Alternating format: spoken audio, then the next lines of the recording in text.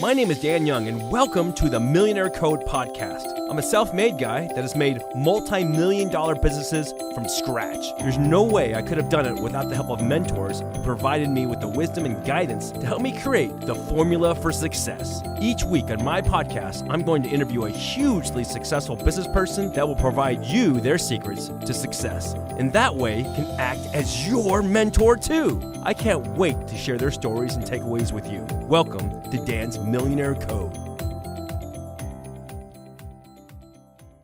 Hi, welcome to Dan's Millionaire Code. I'm Dan Young. I have an incredible guest today, Jimmy Rex. And this podcast, every single week, I'm bringing to you a millionaire, billionaire, super influencer, someone who really changes the world. All the influencers that come on the show and all the entrepreneurs are doing this to share with you their secrets so that you can be successful. There's no charge for this podcast, as you know, and we're not selling you anything on this podcast. It's to help you. But how can you repay us for helping you? If it does help you, rate it a 5-star. Share it with your friends. If you're following it on iTunes or Spotify or Google, just make sure you share it if you enjoy it. So today we're going to dig right into it with Jimmy, my good friend Jimmy. So Jim, I'm just going to give a quick intro here. Real estate super Jedi, I always say. I see you everywhere, and it was kind of strange because I was browsing through my Instagram feed and Facebook feed, and people were talking about your podcast, and I'm like, who's this Jimmy dude? And so I started watching your podcast, and you were having just crazy, amazing guests, and you mentored me, buddy. Hey, I appreciate that. I love it. It inspired me to do a podcast because I was just doing like memes and posts and short Instagram lives. But you're the guy who I tried to model myself off of. You've had some incredible guests on there, from politicians to millionaires, billionaires, all kinds of crazy. Yeah, try to get anybody that's exceptional here in the state of Utah. So a lot of influencers, a lot of politicians, professional athletes, businessmen, billionaires, just people having huge success in the business world, just tying it all together. It's been fun. Pretty cool. Yeah. Another thing too, you have a course called the 100K Agent Blueprint. And you help real estate agents ascend, huh? Yeah, I help agents. Basically, anybody that goes through the course it's a formula to guarantee, essentially, without guaranteeing. But you can't not make $100,000 your first 6 months if you do what I teach in the course. Mm-hmm. So I sell that online, and it's all automated with video and stuff like that. It's pretty cool. Another thing too, which is a lot different from what you do.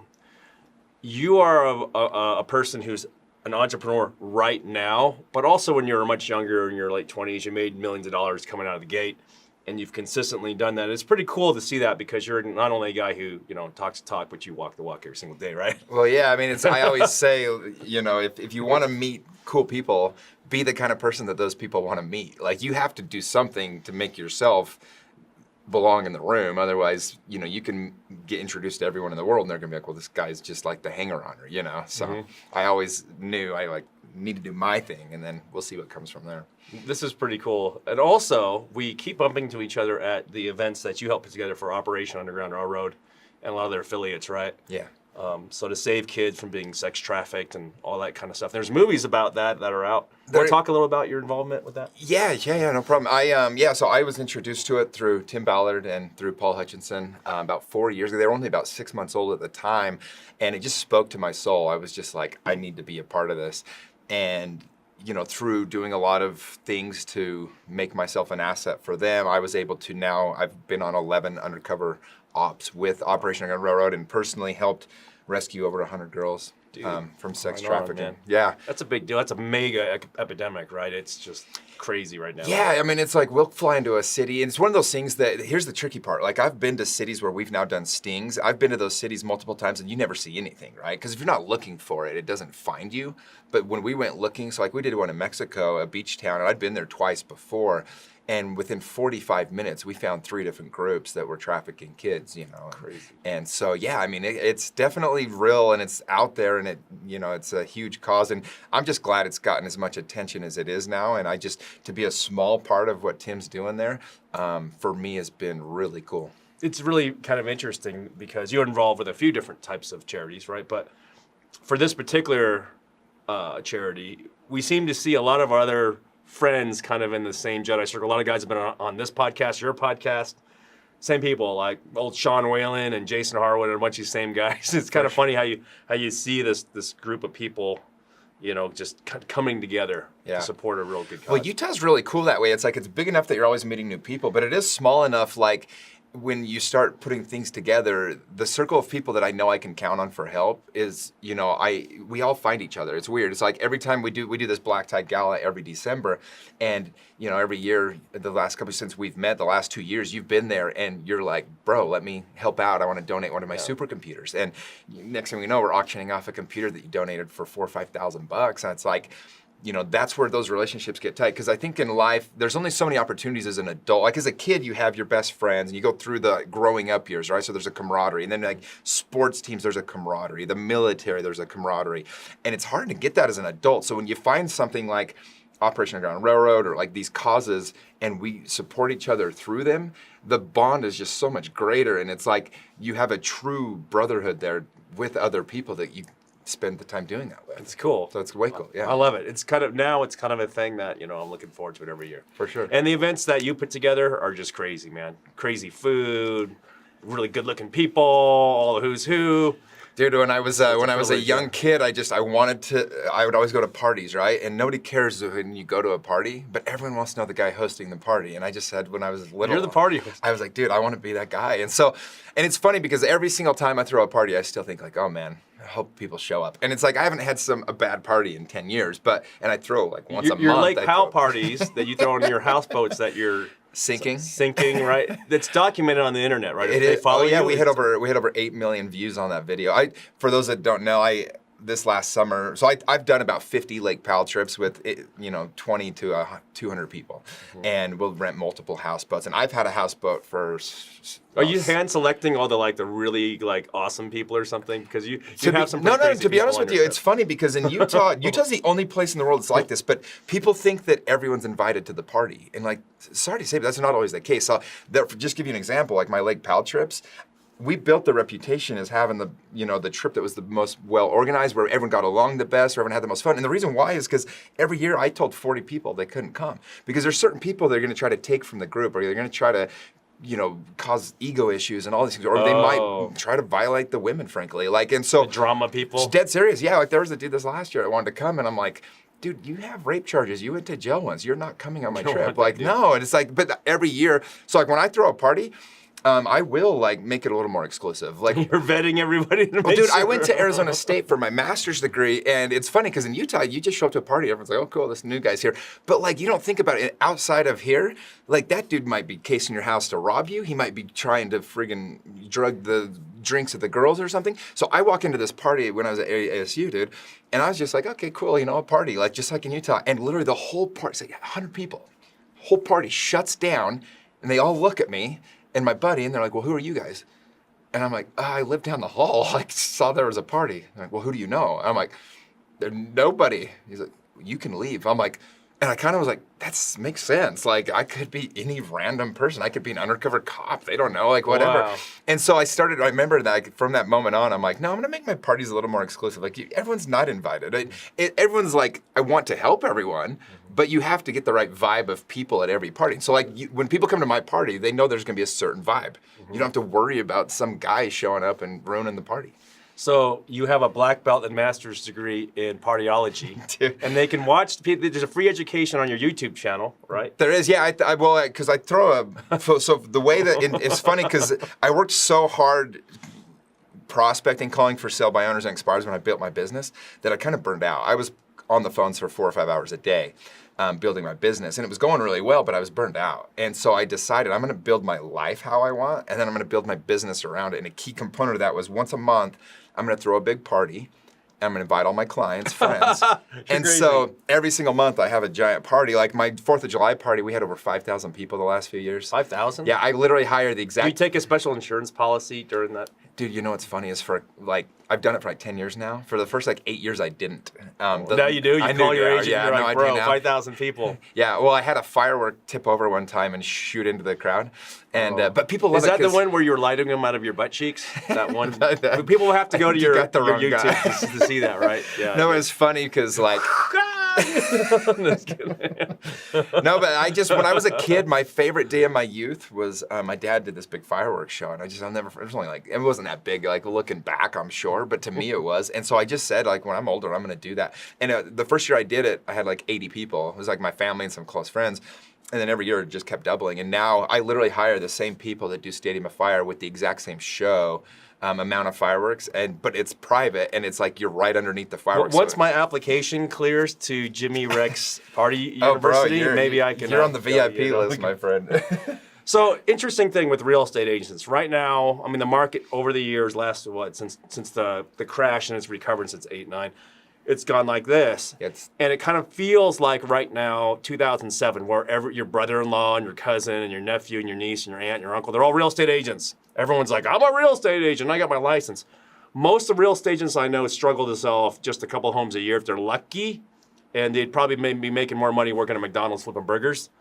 Now, you're the cream of the crop, so you do a lot of residential and some commercial. That's right. And there's different guys and girls that are top of their game in different areas, but when it comes to residential, here in Utah, you're like cream of the crop. How do you do that? Because a lot of our audience, they're real estate people, and a lot of them, some make money, some are working a lot of hours and getting nothing. They're trying to figure it out. Yeah, I think real estate's one of those professions that everybody, like, when they go to buy their own house, they see their agent and they're like, that person didn't even know what they were doing. Like, I could do that as good, so they get their license, right? So when the market tanked in 2009, 2008, 2009, we were down to 1,400 agents on the Wasatch Front, and we're up to 8,000 right now, to give you an idea. Yeah, so it's like there is a lot of agents, but it's interesting. So one thing that I did really well, when I got into the business, I said, all right, I want to be in 20 years, or in 2 years where most agents are in 20. And I just said, I'm gonna go all out. And I was backed into a corner. I had a previous business that I started like literally right off my LDS mission at 21. And within 2 years, I had 120 grand debt that I had to pay off. So it was a meat business. We sold steak and chicken door to door, and I had a partner steal some money, and I had all the debt. And so it was like. So wait a second. Did you gain your sales experience when you were knocking doors for your church, like back in the day? I wouldn't say, yes, but I would say more so my. What do they call it? I might have back in the day, yeah. No, but I would say I got my work ethic. Yeah. Because like before that, it's like, you don't know what hard work is, right? And like, it's funny because when I started selling meat door to door, he's like, okay, well, you got to go out for at least 5 hours a day. And inside I'm laughing. I'm like, I was just knocking for 11 hours a day, you know? It's like 5 hours, that's... What's harder, knocking doors to sell meat or knocking doors to sell like salvation? Like, what's the... Well, the funny thing is like, I never had one day selling meat that I didn't make at least 180 bucks. That was my worst day in 3 years. So like, I was good at it. It was pretty easy to sell meat door to door, to be honest. Would you be like, need some meat? Kind of. I would like, I would just say to him, want some jerky? My pitch was, do you eat steak? And then everyone would say, yeah. I was like, and then I'd go into my pitch. It's like the ultimate like easy in. And then next thing they knew, I was sprawling steak and chicken all over their floor, 800 pieces. They're all getting hungry. Oh, it was hilarious. And then anyway, there's only so many rejections to buying meat. You learn 5 or 6 things, and it became a pretty easy sell. But no, and so I definitely got some experience from that, though. I mean, I literally was knocking doors all day, every day. You know. Wow. Yeah. So then, real estate. So how'd you get? So in those 2 years, your goal was to be like top tier. Like, how'd you do it? Yeah. So the number one thing that I did, and this is what I tell everybody, is I did not know what I was doing, and so I knew I had to hire the best mentor. And it was funny because I remember I went to this conference. And it was a 3-day conference in downtown Salt Lake, and it was a guy named Mike Ferry. He's known as, at the time I didn't really know who he was, but he is the premier, like he has created more millionaire real estate agents than anybody. His coaching system. Mike Ferry? Mike Ferry, yeah. He's been doing this, I mean, literally since the 70s. Wow. Yeah, and his system is essentially get on the phones and don't hang up. Learn the skills, get very good at being a good agent, and then just do it over and over and over and over. So I burned out using his system, but it built my whole business. Because what happens, I'm backed into this corner with all this debt, and I had to come out swinging. So my first 6 months as an agent, I think I sold like 4 or 5 houses. I was struggling, and then I signed up for their program, and by the end of the year, I closed 60 my first year. Holy crap! Yeah, yeah. That's a good living already. My first year, yeah. So I was like the top rookie in the entire Western United States and stuff like that. And so you paying off all your debt from the other business that didn't work. Yeah, dead serious. I had a poster board. I put it behind my door, and I just had debt. I had Mountain America 60 grand in debt. I owed the propane guys a couple grand. I owed the meat guys like 10 grand. I owed the lawyers money that we were franchising it. I owed the guy that long story short, we ended up we were going to franchise this meat company, me and my partner. And when we got the first $35,000 from this guy, my partner disappeared and went on a drug binge for 2 weeks. Oh, geez. And so by the time it came back, I just shut it down. I had to pay that guy back right away, so I didn't go to jail. I mean, I was 23 years old. I didn't know.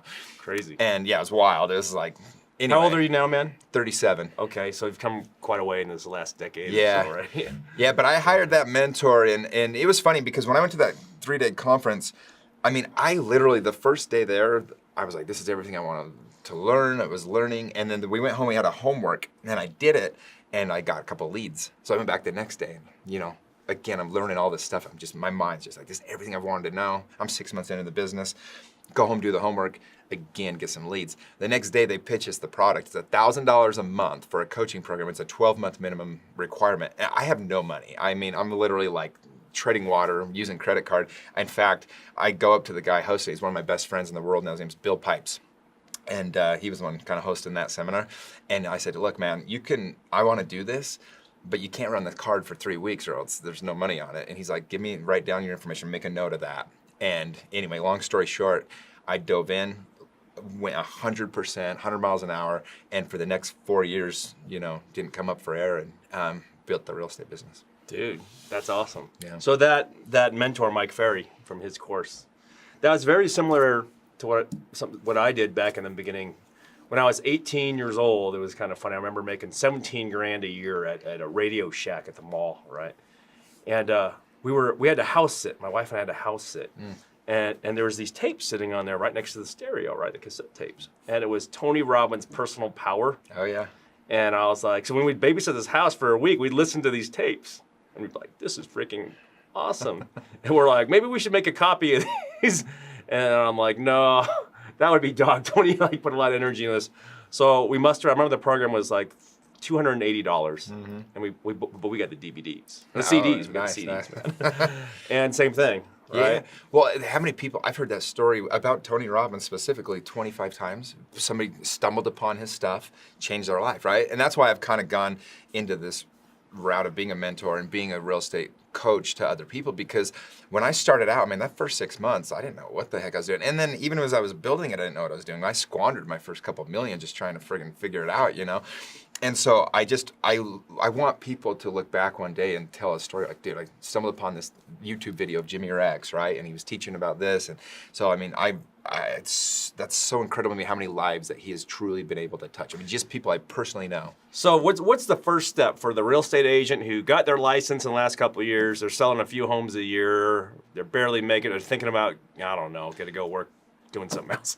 What do they do, man? The number one thing, honestly, is look, success leaves clues. So look at the people in your office or in your industry, whatever, that are having huge success, and then really find out what they're doing. So like people, they see how I work now, and they're like, well, Jimmy just seems like he just networks and parties and does all this stuff. Well, it's no, like you missed the 5 years when I literally was on the phones from 8 to 12 every single day. So if you were to come to me today, I have a program, like for example, I can show you all these ways to network and build this business, but there's parts of it that you need to learn that you have to put in that work. Then nothing is ever gonna come without the work. That's just like a life principle. Like you can't get the reward without putting in the work. And so if you're not having success, like if you call enough people every day in real estate, even in a worse market, 2008 was the worst market we've ever had in real estate. And I was the #1 agent in our office. I was making about a third of what I was the 2 years before. But in 2008, I listed 187 for sale by owners. 187 houses that I listed, I sold like 20 of them. Everyone was upside down 20%, right? So, but I sold enough to be that, I can still make a good enough living to be the #1 agent in our office, to have a real team. And that's when really my business took off, as I came out of that. Once the market picked back up, I had that work ethic. I had those clients now. I had all, and so if you're struggling in real estate, you just need to talk to more people. You need to learn what to say and then do it over and over and over and over and over. Wow, that's the exact same thing in our business. It's the sex of business in every business. In computer and PC, 2008, and that things crashed. You had big box stores going out of business. Oh yeah.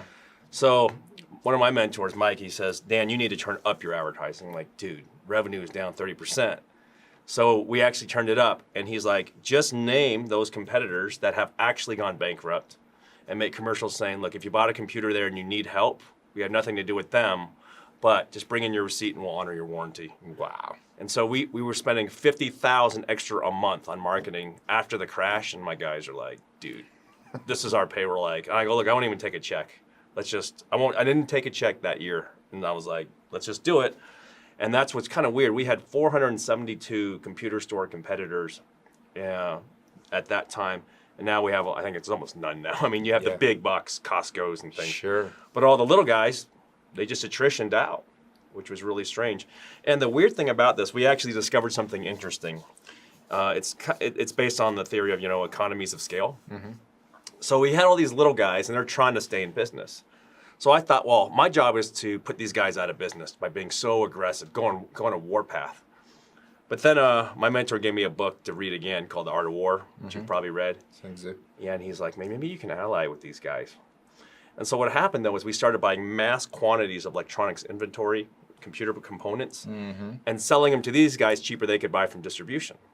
So now all the little guys were buying from us and making 20% more because they were buying from us. And it was funny, at a certain point, 2009, 10, some of them were like, you know what, Dan, I just want to run one of your regions. And I'm like, cool, I'll pay you 50% more than you're making now. And most of these guys were working 100 hours a week, barely making it. Yeah. And so that's how I built my little agency, right? It's amazing. And that's how a lot of our managers and VPs now, they were competitors. Yeah.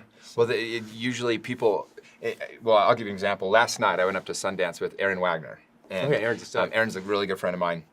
And, we hung out all night. Me and him hang out all the time now. He's one of my best friends. But Aaron and me met, we were two of the only real estate agents back in 2007, 8, 9 that would call for sale by owners. And of 1,500 agents in the industry, there was only about 10 of us that really called them. And so we would run into each other all the time at these appointments, both of us trying to get the listing. Uh-oh. And so literally, I literally a dozen times, one of us would be in the house, the other one would be waiting outside. And me and Aaron would pass each other all the time. And most people would be like, try to tear down their competitor, try to, cause these issues. Well, me and Aaron, I just became friends with him. I said, dude, I know I compete with this guy, but if I don't get the deal, I'm going to tell him to go with Aaron. And I know he started doing the same thing. Well, long story short, he ends up going more venture capital, and he still does some investing with real estate, but he doesn't do the real estate agent game anymore. So a couple of years ago, as we become close friends, we started going on some vacations together and stuff. Well, Aaron now refers me, anybody that's looking to, sell their home or buy a house. He's not doing that. Yeah, and I just give him a little referral fee, right? Well, he sends me, last year alone, he sent me 3 deals. One of them was $5 million house I sold. One was a $2 million house I sold. One was $1.4 million. Just those 3 deals alone, the commissions that I earned was over $250,000. Dude. So to give you an idea, that was because me and Aaron became friends. When everyone else was treated him like an enemy, I treated him like an ally. That's Art of War, right? Dude, you're on it. No, it's beautiful. So the viewers out there, they should definitely check out Art of War. That book is just phenomenal. It talks a lot about how wars are won many times without firing one arrow. Sure. Right? Yeah. And that's using some of that tact. So great job, man. That's crazy. If people want to learn about your whole process of being an excellent real estate agent, right? That's in your 100K agent blueprint, right? Mm-hmm. People can buy that, or so you can buy. You can literally go to 100kagentblueprint.com, or I have one site that's kind of everything's on that site. If you go to Mr. Jimmy Rex, Mr. Jimmy Rex. Yeah, so my blog is on there. My podcast is on there. We are over 120 episodes now. Wow. All of it, and the course is on there. I have some other trainings and things I do now too. I just have so many people that are coming to me all the time. They're like, hey, I know that, because I'm a big goal guy. I go after my goals. I'm a big bucket list guy, right? I'm literally going from here. I'm taking off to go to Egypt with some friends. And in fact, one of those guys I'm going with, I met him calling for sell by owners 10 years ago. Became one of my best friends. He's from Egypt. It's the coolest thing. But you always got these crazy selfies, like random parts of the planet. I'm waiting for your penguin hug one where you're like, dude, I came close. This is Felix. I was in Cape Town. I didn't know it at the time. We were 20 minutes away from where all the penguins live. I could have totally done it. I'd have it for you. Get a selfie with a penguin. No, but yeah, and so it's kind of fun. So I do these courses and things like that, and different masterminds. Like you came to one the other day. We did, with Gerard Adams and the Millennial Mentor, and we live in a world with so much negativity. I literally watched the most beautiful video the other day on YouTube. It was literally about how you can show up. It's the critic, the poem, The Critic. And it's like one of the most beautiful poems, and it's all about basically showing up in life and all these things. And there was like 120 people had like put a down, what do you call it, a thumbs down, like had clicked the thumbs down. I'm like, who watches this and is like, nope, that's awful. Yeah. And like you start thinking about that and you're like, we live in this world of like negativity and pessimism. So like anytime I can do things to help buoy up other people's lives, like I'm going to take advantage of it. So like I do a lot of free courses, a lot of just things to try to, I just want to help influence people to live a good life. Like I feel like, you know, I went through a lot my first 15 years in business and life as an adult. And so I just try to package that. And that's why the whole purpose of the podcast, right? Like just trying to help other people. It's pretty cool. It's definitely coming back to you, right? Yeah, and that's the beauty of life. Like if you know, Zig Ziglar says this the best. He said, if you want to get everything you want in life, help everyone else get what they want. Yeah. And what I kind of say when I speak and things like that, I say, give everything expecting nothing, and even you always have to live in a beautiful state. If you're giving everything you can to others, expect nothing in return, you can't help but live in a beautiful state. And that is your gift back. So like the problem where people get caught up is they have this expectation of like, I'm gonna do this, hoping this reward happens, or if I do this, my life will be this. And we put these unfair expectations that isn't reality. And all of the self-inflicted pain that we suffer in life, which is most pain, comes from that expectation. And so when you kill the expectation, you're just like, look, I'm just going to do this because it's a fun way to live. It's just a beautiful way to live. And then there's no pain coming back. It's just like, nothing has to happen a certain way. You just know like life's going to be good. Like because what goes wrong if you have no expectation of what your life has to look like. You've been a great example to me on this, mentoring me on this podcast. Because this podcast, it was funny. I was talking to a few different friends of mine, and they were like, "Why are you doing this podcast? Like, you're not selling some huge package in the podcast and all this kind of stuff, you know?" Yeah. And I go, I just want to share my experience and my friends' experiences with everybody. And if it helps them, maybe they can pay it forward. And it's really turned out to do well. On a financial level, some crazy opportunities and deals have happened because of this, because of sharing this knowledge. Right. So definitely what you're saying is true. Well, it's Gary Vaynerchuk, you know, jab, jab, right hook, like give, and then eventually, you know, the world works that way. It's going to pay you. Like, you don't have to worry about where money's going to come from. It's going to show up from somewhere if you're taking care of people all the time. It's true, man. And you know, one thing I really admire about you a lot, though, is you're very go-lucky, you know? Like, just like that happy kid, like, hey, you know? I had never seen you where there's this negative aura of like, you know? You usually got your kind of pretty chill. Well, here's the thing is like, again, like when you can understand that like the beauty of life is found in the mess, like what's gonna get you down? Like when bad things happen to me a lot, right? But I always think in the moment, I'm just like, this is funny. Like I'll tell this story. Like again, it's like if the worst thing happens to me, like I could lose everything. Okay, I'll tell the story of how I rebounded from that. Like that'll be part of the whole beauty of this life. Like, and so I don't know. It's like, I mean, definitely have my moments where, you know, you're just like down or whatever. But I believe in that Tony Robbins principle. Like you know, well, Abraham Lincoln used to say, you know, I believe most people are about as happy as they choose to be. Mm-hmm. And Tony Robbins actually, he's like, look, when bad things happen, you make the decision how long you're going to live in that pain, and that, you know, you can choose pain or you can choose to get out of that and live in a beautiful state again. You know, one thing that's helped me a lot, and I noticed this with you, with the people that you surround yourself with, is we surround ourselves with optimistic people. Oh yeah. That are, I mean, people aren't perfect. They get sad, right? But like the majority of the time, the people are optimistic that I like to hang out with. It seems like you like to hang out with too. Dude, I don't lie when I say this. Like every single day I give gratitude for the people in my life. I feel like the luckiest guy in the world. I get to hang out with people like you all day long, and people that are just, always make my life better. But then I can trace it back and I go, oh, this is when I stopped hanging out with that person.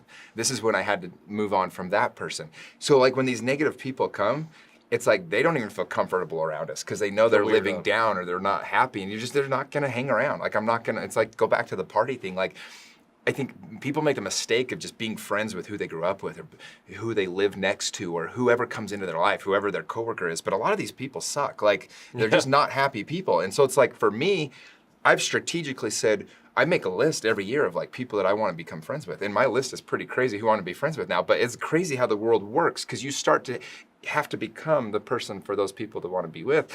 And so like, instead of just being around whoever's in your life, like pick, like whose life do you emulate? Whose life do you look at and be like, gosh, that guy's happy. I want to be like him. It can be your neighbor. It can be somebody like close by, but don't let negative people come into your house and come into your life. I give the example, if somebody opened your front door and just threw a bunch of trash all over your house, you would be like, what is wrong with you? But we let people do that to our minds every single day. They come and they just dump their trash right in our heads.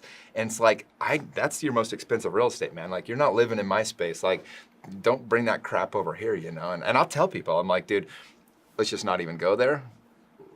Tell me about what's good in your life. You know, I just don't want it. And they kind of like realize too, like, yeah, I'm not gonna bring my problems to Jimmy. Like, oh, if it's a real problem, like, let's fix it. But it's like, those people, like, no matter what you tell them, they're just, I'll put it this way, the victims, right? Yeah. Like, no matter what's happened to them, they always have a story. It's funny, I was hanging out last week in Miami. I was with Dean Graziosi. He's one of the top. Oh, Dean's awesome. Yeah, Millennial Success Habits. And Randy Garn, you know, is the one that set that up.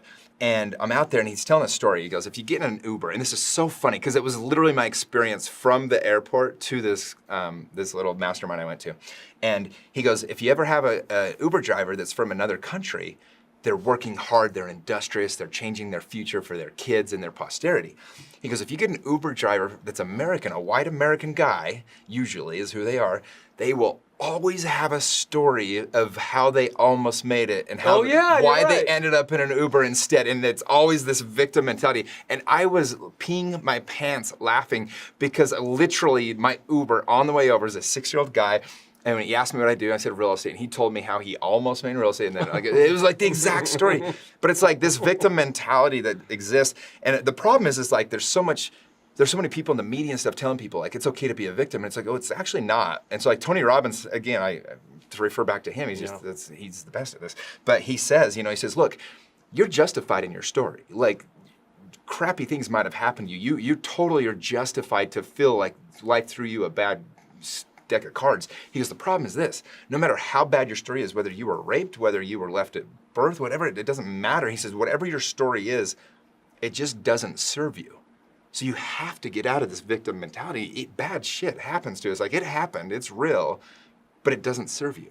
And so when you play this victim card over and over in your head, it kind of like people love their story. They'll just do anything to hang on to their story, right? Yep. And the reality is that doesn't serve you. So you have to get out of that mentality to move forward and actually progress your life. Mm-hmm. That's true. One thing that, it's one of the Tony Robbins, again, lessons, he said, ask yourself, what did I learn from this? What's great about this? Because there's always something, right? Yeah, and like you really can do that though. Like, it's one thing to just hear it on our podcast right now. It's like you really can though. Like, no matter what happens, like any bad thing, you're like, all right, what did I learn? You know, like the worst thing that ever happened to me was like a year ago. It was like one of the worst things ever happened to me. It's my favorite story to tell now. I literally have pulled out my camera 4 times and filmed my friends because they're laughing so hard at me at what happened. And it's funny now. We can all appreciate it. And I'm in a better place. The other people in the story are in a better place. It's just funny, but it's like, instead of like letting that literally destroy my year last year, 2018 was the best year of my life. If I could relive that every year, man, what a lucky life. But my point is that happened last January. That could have derailed my whole year, you know? But instead I found, okay, how did this happen? Why is this my fault? What could have I done different? And looked inward as opposed to, thinking I got screwed by somebody else. So let me recap some of the Jimmy's lessons of the day. Yeah. So one of them is, hang out with positive people that put off that optimism. And it's not like one of these like fake positives. It's just like, I think you can read people's energies, right? Like, you have a real energy. Like, you can walk into any room and start looking around at people's energies. People either have a positive or a negative energy. It's not like you always have to be like, I'm so happy. That's not realistic. But be around people that make you better. And a lot of those people might be people calling you out. Like, I love people that call me out. I hire people to coach me I've had a life coach since 2010. I need people in my life to call me on my bullcrap, right? So that I can actually improve. Because I'm not trying to be her, I'm trying to get it right. And so being around positive people isn't being around just people that are just like yes men and stuff like that. Being around positive people is just people that have a good energy, people that are striving for more. Like, if you ask somebody what their goals are and they can't tell you, probably need to find new people to hang out with. If you have big goals. If you don't, then whatever, go kick the can down the street. I don't care. Like, do whatever you want. But if you are trying to become an exceptional leader or person in your life, you have to surround yourself with those other people. That's important. That's the number one biggest thing you'd say? Oh, I think so. I mean, yeah, I literally, like, I'm so lucky to be around the people that I am. I shouldn't say lucky, blessed. The words we use matter. I'm blessed, but it's, I've put a lot of effort towards those relationships. I'm always putting effort towards those. So here's a lot of people will ask, well, Jimmy, Dan, you guys just know a lot of people because you guys are doing all right, right? And we would say, well, this is how you do it. Yeah. How do people find those people of that caliber and want to get those people to want to be around them? For sure. So it's funny. It's one of the things I teach to agents in the course, but what it is it's simple. Everybody needs something. Figure out what it is. And then go back to that, how to live in a beautiful state. Give everything, expecting nothing. Like, every single person I've come across in my life needs something. Sometimes they don't even know what it is. But figure out how to give them that thing, and then show up for those people. Like, one of the things that's opened more doors for me than anything else I've ever done is I just do what I say I'm gonna do. Like, for example, Operation Underground Railroad. When I went up to Paul Hutchinson for the first time, I heard him speak. I said, I wanna be a part of this, what do I do? And he blew me off hard. Like, I was just this idiot kid, he didn't know who I was. And I just kept showing up. And then, like, he was trying to literally get rid of me. He's like, well, we have this fundraiser dinner on Saturday. It's $5,000 per table for 8 people. I was like, great, put me down for a table. And that was the moment he goes, oh, this dude might actually be different. So I show up, got some of my amazing friends came with me. Sean Whalen came with me, Travis Prince, just amazing people. I knew would have good energy, have beautiful dates with us. And all of a sudden we vibe with everyone in this room. It's like one table's Elizabeth Smart, the next table's Mitt Romney, the governor. I mean, it was crazy, right? And we vibe, and then I just kept coming. I just kept I'm like, all right, I'm gonna raise you guys some money. I threw this fundraiser, and they had no idea who I was. Next thing they know, they're calling their biggest donors because they're like, this is actually a really cool party. You guys should come down here. Mm-hmm. And all of a sudden, I make myself an asset. But he told me later, he goes, Jimmy, you have no idea how many people have come up to me over the last few years and said they want to be a part of this movement. And the second I give them something to do, I never hear from him again. His work, huh? He goes, you just show up. He goes, I could count on you for anything. I know it, personal, business, the charity, anything, because you just show up. So, like, that's the number one way to meet. I mean, think about it. If you were going to the bank and you just had this amazing teller and this person went out of his way to, like, just you'd, like, keep an eye on that kid, right? And all of a sudden you would open a door for him that he never knew was even gonna be there because he was showing up in a job that maybe it was his first job, or maybe he just didn't even want to be there. Like, I remember one time I was down in Springville, and I was on a date. It was a group date, and I was at some restaurant down there, and the waiter came over, and I was like, do you guys have Coke Zero? He's like, nah, sorry, man, we just have, Diet Coke. I'm like, could really go for a Coke Zero. And I was just kidding, right? Homeboy ran next door to the 7-Eleven in the middle of his shift, while serving on the tables, bought 2 Coke Zeros, and served them to me on the table. And I was like, I love this. I found out who he was. I've opened doors for this kid that he never knew were ever gonna be there. And I gave him a $200 tip just because I don't say it, but he earned that. Like, he went so far out of the way to, like, give me an exceptional experience, create a story that I will always have. I was just like, I love this. And I wanted to make sure that kid knew that was valued. And so, that's what I tell people. So it doesn't matter where you're at in life right now. If you're 18 years old listening to this, or even 16 or 25, whatever, 50. Like, whatever you're doing, be exceptional at it and go out of your way to give people an experience they otherwise wouldn't have got, whatever you're doing, and doors will open for you never knew possible. That's good advice, man. So, people can find you. Where can they find MrJimmyRex.com? MrJimmyRex.com is where everything is. Yeah, I do a weekly blog. I do my podcast is twice a week.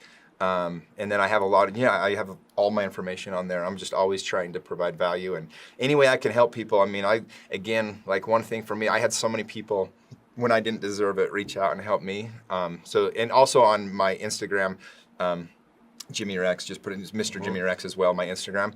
And you can send me a message there if there's anything I can help you out with, and I'm always happy. People should go and watch your business training, obviously, and your experiences you share there, but they should also watch your saga about your Lake Powell trips. Yeah, it was funny. I put when the boat started sinking, I had like 5 buddies sitting there, and I didn't know what to do. I just kept going. I mean, the whole front end of the boat was in the water. I was pretty sure it was sinking at the bottom of the lake. I just told my buddies, well, keep filming. Let's at least get it on film, because that's how I am. And everyone talks about it in the office. They're like, Jimmy Rex, man. Houseboat guy. Well, that was what was so funny is like the reason why everyone loved the video is because I really was in a good mood. Like if you watch it, I'm making jokes. Like my one buddy was like, "How are we gonna explain this?" And I was joking around. I go, "This is our Vietnam." It's on one of my favorite Did you buy the movies. insurance? I did, yeah. Oh, good. See, the whole thing cost me a $6,000 deductible. Oh. I mean, it sucks because the other boat owners couldn't use the boat. But at the end of the day, honestly, we still don't know why I did it. I didn't do anything. I didn't hit anything. There was no holes in the boat. And people are always like, "Oh, you're the guy who sunk his houseboat." I'm like, "No, I'm the guy that saved the houseboat from sinking." So it didn't actually sink. No, we got it off the water. I saved it. They pumped out all the water. I mean, I is a loose term. The Coast Guard might have helped out. But good work, dude. yeah, but yeah, check it out. It was funny because when I got all the video back, I gave it to my marketing guy and I was like, "Make a funny video." And he sent it back to me and I was like, it was funny, but it was kind of like, I was, oh, put the Titanic music to it. And so I did that and it just went viral. It was like, I think we had over 2 million views on my Facebook within like a couple weeks, like 2 weeks. Awesome. It was pretty Everyone's fun. talking about it. Yeah, now. no, it was fun. Wow. So, wow, this is a lot to soak in. This is great, Jimmy. I appreciate you coming on. Yeah, man. Yeah. I love what you're doing. And friends out there, if you found the information that Jimmy has valuable, make sure to go to MrJimmyRex.com and then watch his awesome videos, and he'll show you even more. Because today we've just got a tip of the iceberg of all your experiences. And whether you're in real estate or no matter what business you're in, there is a huge skill that Jimmy has. I'd probably say, as far as his social charisma, he is in like the top 3 people that I know. Oh, I appreciate that. His ability just to like, people want to hang out and network and that, he is phenomenal at that.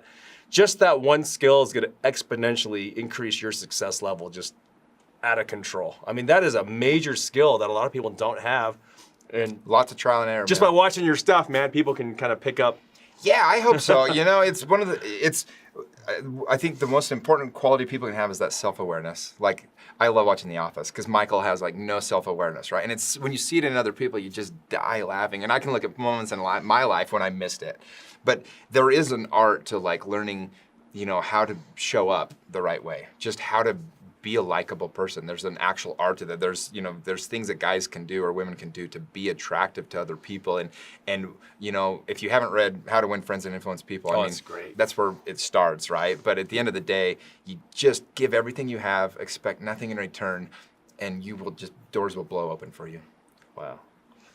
So guys and girls, Jimmy Rex's wisdom, his Jedi wisdom is shared with you today. If you found it beneficial, please, please, please, there's nothing for sale on this podcast here, but if you could, rate it a 5-star and share it. Share it with your friends and loved ones who can benefit from this. And that's it. So, Jimmy. Dude, Jimmy the pleasure, Jedi, man. thank you very Thank you, much. man. All right. We'll see you again, guys.